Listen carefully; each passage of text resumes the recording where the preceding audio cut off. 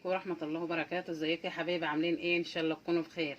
احنا النهاردة يا حبايبي هنعمل فتة. كل عام وانتم طيبين، عشان داخل علينا العيد الكبير اللي الناس كلها بتحب تعمل فتة ورقاق فيه. فانا النهاردة هبدأ معاكم هعمل فتة. ده الرز بتاعي. انا مكيلة كوبايتين 3 كوبايات رز بالكوباية دي، كوباية العصير. ده اللي 3 كوبايات رز غسلتهم وحطهم في الحلة زي ما حضراتكم شايفين كده. وبنفس الكوباية مكيلة كوبايتين ونص مية. ده رز ابيض يا حبايبي. دول كده كوبايتين ونص ميه. ودول كده 3 معالق زبده، بس زبده ايه مليانه، المعلقه مليانه كويس. 3 معالق زبده زي ما حضراتكم شايفين كده.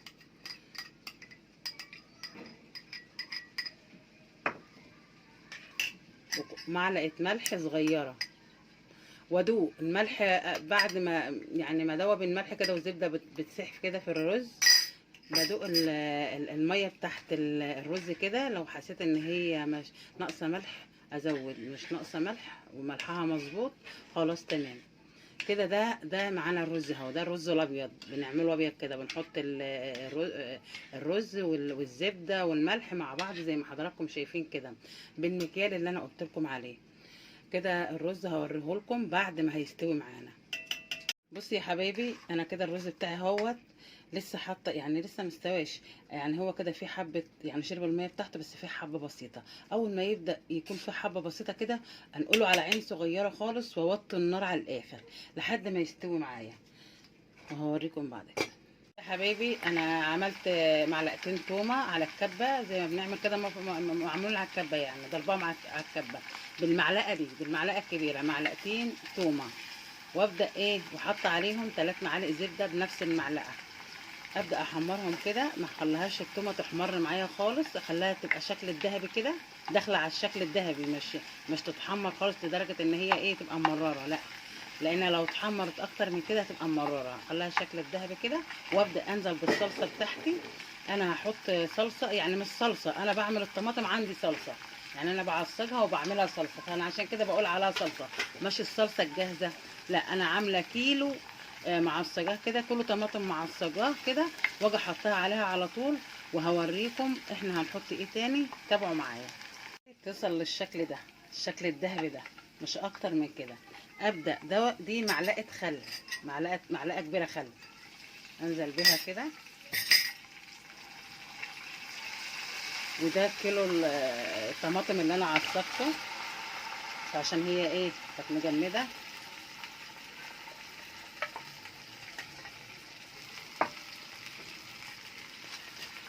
ممكن احط عليها نص كوبايه ميه، نص كوبايه ميه كده.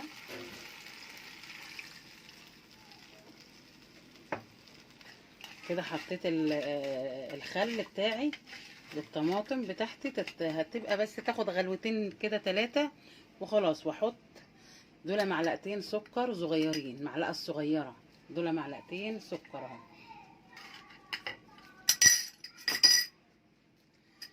نص معلقه فلفل اسود.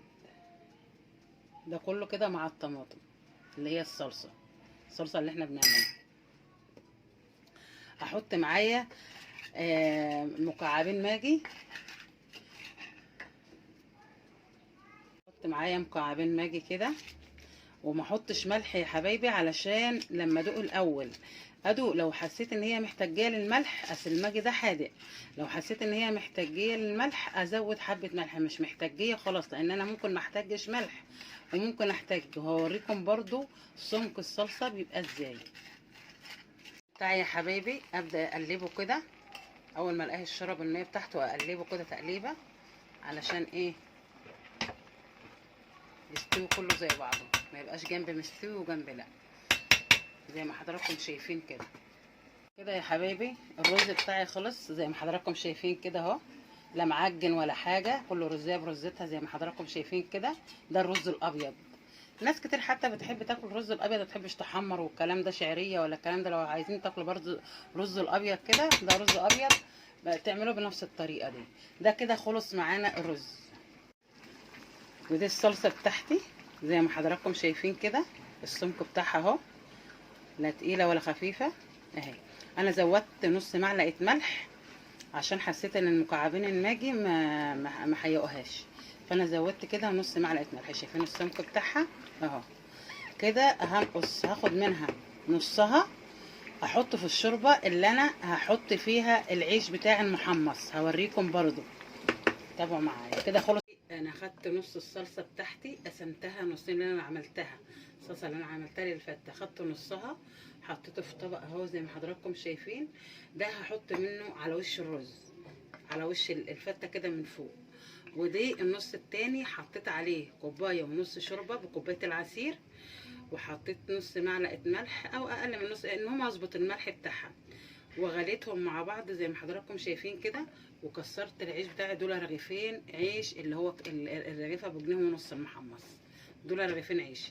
وهي دافيه كده، هي سخنه كده، اجي احط على العيش بتاعي عشان ايه كده زي ما حضراتكم شايفيني كده، واسيبه كده لمده 5 دقايق 3 دقايق كده يشرب معايا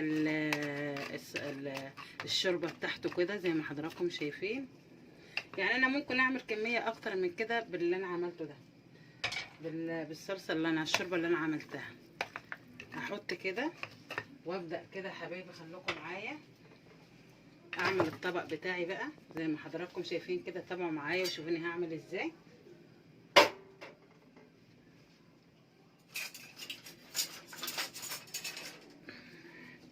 ده الرز بتاعي. الاول احط ايه في الطبق بتاعي كده رز، يعني انا حطيت العيش الاول في الشوربه، واول على طول ابدا كده على طول احط الرز بتاعي كده في السرفيس بتاعي زي ما حضراتكم شايفيني كده.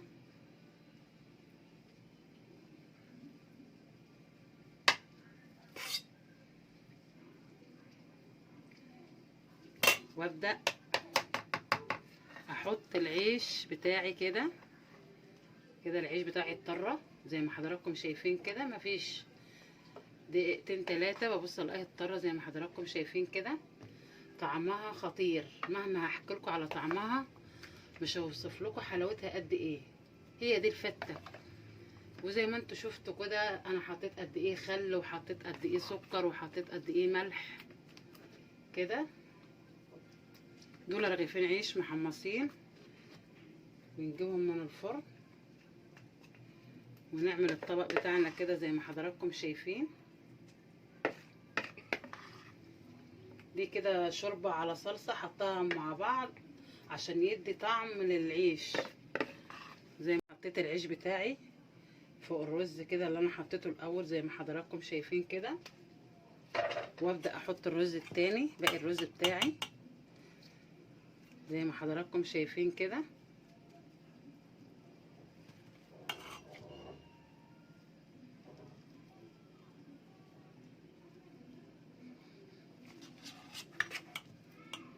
ده ما شاء الله يعني طبق يوكل اكتر من 6 افراد، يعني ما شاء الله السرفيس ده يوكل اكتر من 6 افراد، يعني ما شاء الله. يعني لو عملتها بنفس الطريقة دي هتعجبكم جدا جدا زي ما حضراتكم شايفيني كده خطوة خطوة.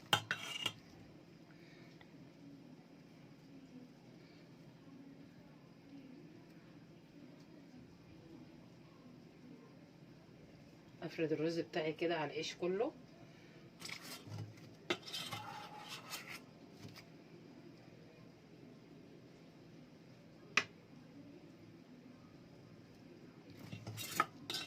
دول 3 كوبايات رز زي ما قلت لكم. وكده الفته بتاعتي اهي، هوريكم بس كده معايا واحده واحده كده. غرفت الرز بتاعي، انزل بقى بالصلصه بتاعتي كده بالشكل الجميل ده كده زي ما حضراتكم شايفيني كده.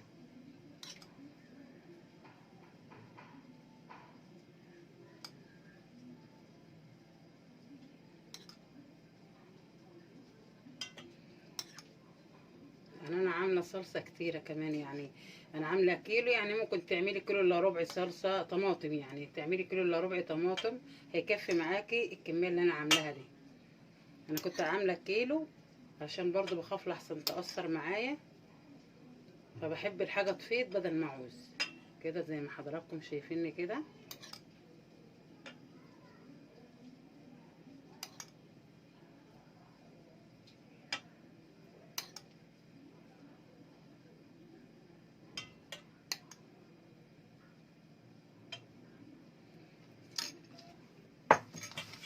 كده خلص معانا طبق الفته دي. الفته بتاعتنا يا جماعه اللي هتعملوها وهتحسوا انكم لاول مره تدوقوا فته. لو عملتوها بنفس الطريقه دي هتعجبكم جدا جدا. تعملوها وتاكلوها بالف هنا وشفا. ما تنساش تفعلوا الجرس وتدوسوا لايك عشان يوصلكم كل جديد. والسلام عليكم ورحمه الله وبركاته. كل عام وانتم بخير.